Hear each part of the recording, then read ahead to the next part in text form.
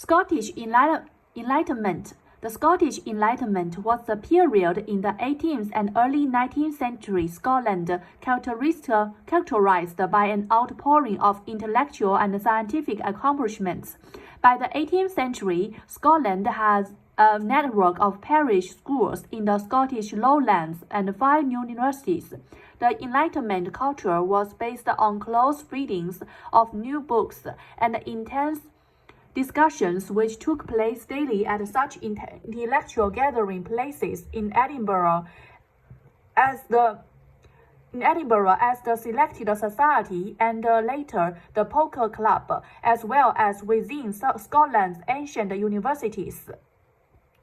Sharing the humanist and rational outlook of the Western Enlightenment of the same time period, the thinkers of the Scottish Enlightenment asserted the importance of human reason combined with a rejection of any authority that could not be justified by reason. In Scotland, the Enlightenment was characterized by a slow-going empiricism and impracticality, while the chief values were improvement, virtue, and practical benefits of the intellectual society as a whole.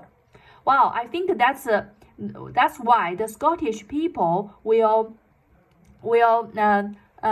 parodism will escape from the ready-made knowledges and to think on their own, to rely on the factual results.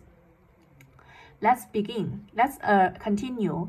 Among the fields that rapidly advanced were philosophy, political economy, engineering, architecture, medicine, geology, archaeology, botany and zoology, law, agriculture, chemistry, and sociology. Among the Scottish thinkers and scientists of the period were Joseph Black, Robert Burns, William Cullen, Adam Ferguson, and David Hume, Francis Hutcheson, David Hewson, John Playfair, Thomas Reid, Adam Smith, and Douglas Stewart. The Scottish Enlightenment had effects far beyond Scotland, not only because of the esteem in which Scottish achievement were held outside Scotland, but also because its ideas and attitudes were carried all over Great Britain and across the Western world as part of the Scottish diaspora and by foreign students who studied in Scotland. Wow, there are so many famous people, just like Robert Burns, and I just know David Humes and Thomas Adam Smith. Other people I don't know. Background: Union with England in 1707 meant the end of the Scottish Parliament. The parliamentarians, politicians, aristocrats, and placemen were moved to London. Scottish law remained entirely separate from English law, so the civil law courts, lawyers, and jurists remained in Edinburgh. The headquarters and leadership of the Church of Scotland also remained, as did the universities and the medical establishment. The lawyers and the divines, together with the professors, intellectuals, medical men, wow, not the doctors. Why they say that? Medical men seems like similar to craftsmen, so they are not scientists. Architects formed a new middle-class elite that dominated urban Scotland and facilitated the Scottish Enlightenment. I think there is a lack of musicians, no pianists. Why there's no musicians? Let's continue. Economic growth. At the Union of 1707, England had about 5 times the population of Scotland and about 6 times as much wealth. Wow, that means the English people will be 7.2 times richer than the Scottish people. That's a huge difference. But there were 5 Scottish universities: King's, St Andrews, Glasgow, Edinburgh, Aberdeen's King's College, and Marischal College, against the 2 in England. So the university in Scotland, there are more universities, and the England only have 2 universities. Which 2? About Oxford and Cambridge. Let's continue. Scotland experienced the beginning of the economic expansion that allowed it to close. Scotland experienced the beginning of economic expansion that allowed it to close this gap. Scotland experienced the beginning of economic expansion that allowed it to close this gap. So I think the Scottish people will be more intelligent than the England people, while the England people is more wealth. So the Scottish is the center of culture and science, but while the England might be more merchants and politicians. That's my idea. So I think the more wise people will not listen, will not be content to be a poor people. Contact with England led to a conscious attempt to improve architecture among the gentry and nobility. Contact with England led to a conscious attempt to improve architecture among the gentry and nobility. So there is an consciousness from I think before the consciousness, people in Scotland are in a state of sleepiness to this idea, and they don't pay much attention to agriculture. Maybe at that time, agriculture is very profitable. Although some estate holders improved the quality of life of their displaced workers, enclosures led to unemployment and forced migrations to the boroughs or abroad. Although some estate holders improved the quality of life of their displaced workers, enclosures led to unemployment and forced migrations to the boroughs or abroad. The major change in international trade was the rapid expansion of the American as a market. The major change in international change was the rapid expansion of the America as a market. So America plays a very important role in Scottish development. Glasgow particularly benefited from this new trade. Glasgow benefited, so might be Glasgow exported many products to America. Glasgow initially supplying the colonies with at that time America is a colony. When America becomes a country, then Scottish might not benefit from America so much as before. Supplying the colonies with manufactured goods, it emerged as the focus of the tobacco trade, re-exporting particularly to France. The merchants dealing in this lucrative business became the wealthy tobacco lords. I live in Lord Thompson's Hall. I don't know why he became lord. Maybe in tobacco or industry like textile industry. Who dominated the city for most of the 18th century. Who dominated the city for most of the 18th century. So lucrative business. So there must be several generations wealthy for the wealthiness. Banking also developed in this period. The Bank of England, founded in 1695, was suspected of Jacobite sympathies, and the sole rival Royal Bank of Scotland was founded in 1727. So the oldest bank in Scotland is the Bank of Scotland. No wonder I saw the Bank of Scotland in the National Museum of Scotland. Banking also developed in this period, was suspected of Jacobite sympathies, and so Royal Bank of Scotland was founded. In 1707, local banks began to establish in boroughs like Glasgow and Ayr. Local banks began to establish in boroughs. This made capital available for business and the development of roads and trade. This made capital available for business and the development and the improvement of roads and trades.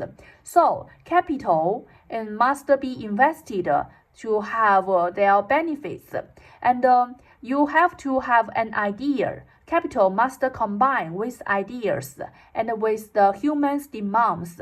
How to human's demands, whether the human's demands is created or original, I don't know. Let's continue. Education system. Education is an advantage of Scotland over England. The humanistic inspired emphasis on education in Scotland culminated in the passing of the Education Act 1496. I think the Scottish people might be much more higher educated than the England people. The humanist inspired emphasis on education. Humanist inspired emphasis on education in Scotland culminated in the passing. So it's a humanistic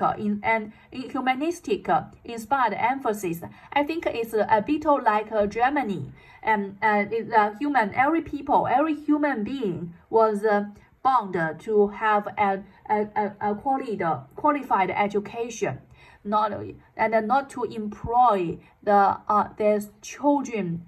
The children to have for labor work, which decreed that all sons of barons and freeholders, of substance should attend grammar school. At grammar school, all for barons and all sons of barons and freeholders of substance.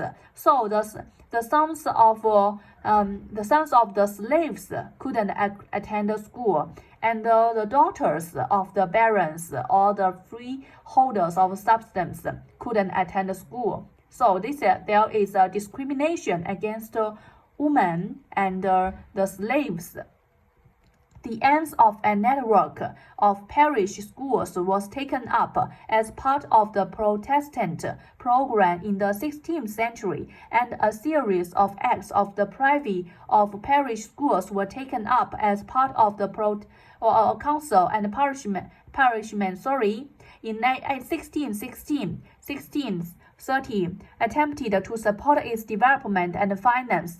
By the late 17th century, there was a large complete network of parish schools in the lowlands, but in the highlands basic. In the lowlands and highlands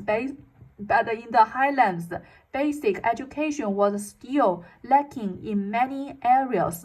Then it seems that the lowlands are more advanced than the highlands.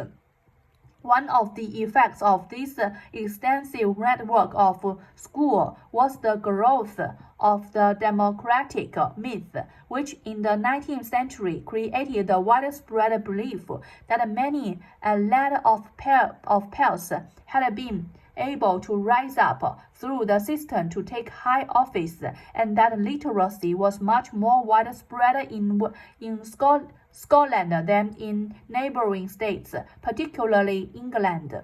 Once again, one of the effects of this extensive network of schools was the growth of the democratic myth, which in the 19th century created the widespread belief that many lads of pair had been able to rise up through the system to take high office, and that literacy was much more widespread in Scotland than in neighboring states, particularly England.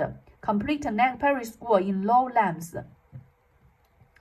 I think these sentences don't connect with each other, and every sentence has their own independent ideas. So the Wikipedia text is only a combination of different informations, not a very cohesive. Cogent and cohesive ones. Historians are now divided over whether the ability of boys who pursued this route to social advancement was any different than that in the other comparable nations, because education in the ocean in some parish schools are basic and short, and attendance was not compulsory, so their parents might force their boys to work instead of going to school, because there are so many labor work for the farmer's family, regardless of what the literacy rate actually was. It is clear that many Scottish students learned a useful form of visual literacy that allowed them to organize and remember information in a superior fashion. So, as the Chinese saying goes, a good memory is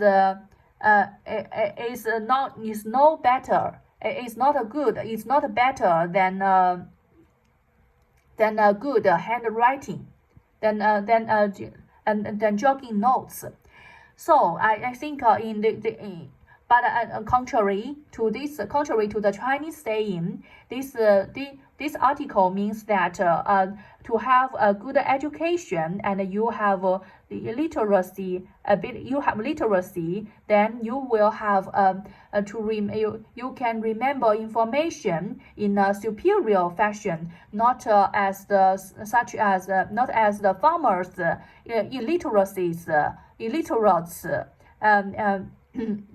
memory experience, things like a very primary human being.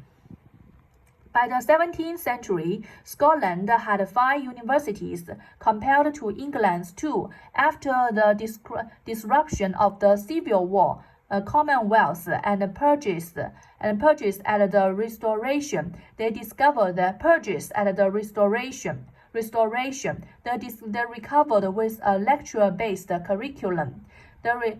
Recovered with a lecture-based curriculum that was able to embrace economic and science, offering a high-quality liberal education to the sons of the nobility and gentry. All saw the establishment or re-establishment of chairs of mathematics. Observatories was built at St. Andrews and at King's and Marshall's College in Aberdeen. Robert Sibbald was appointed as the first professor of medicine at Edinburgh, and he co-founded the Royal College of Physicians of Edinburgh in 1681. These developments helped the university to become major centers of medical education and would put Scotland at the forefront of new thinking.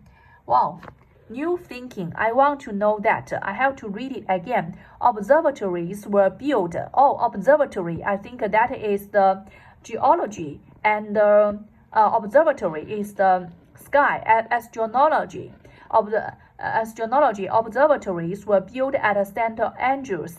So it's the first the beginning of science. It's a relationship of the beginning of science between the beginning of science and religion.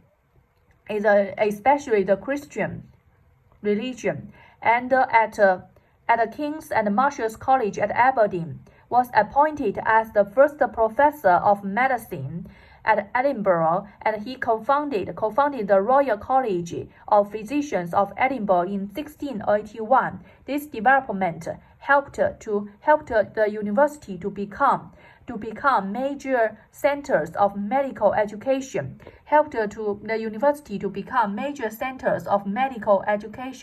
Wow, medical education. So the people here, the patients here will suffer less. Maybe some England people who are ill will come to Scotland for medical support. Would put this development helped the university to become major centers of medical education, and so there must be some very famous medical schools, a very historian made with a very older history, and would put us at the forefront of new thinking, and the forefront of the new was appointed. So this developed become a major medical center, and would put the new thinking. Wow, the medical, it is first the medical education, and then the forefront of thinking. And wow, I think the education will promote thinking. That's the meaning of this text. By the end of the century, the University of Edinburgh's medical school was arguably one of the leading centers of science in Europe, boasting such names as the anatomist, Alexander Morrow, the chemist, and Joseph Brock, and the natural historian John Walker. Wow, John Walker is the natural. I think it's a brand. It's for hiking shoes. Now I know it's a natural historian. Wow, that's great. By the 18th century, access to Scottish universities was probably more open than in contemporary England, Germany, or France. Attendance was less expensive, and the students' body is more socially representative. In the 18th century, Scotland reaped the intellectual benefits of this system.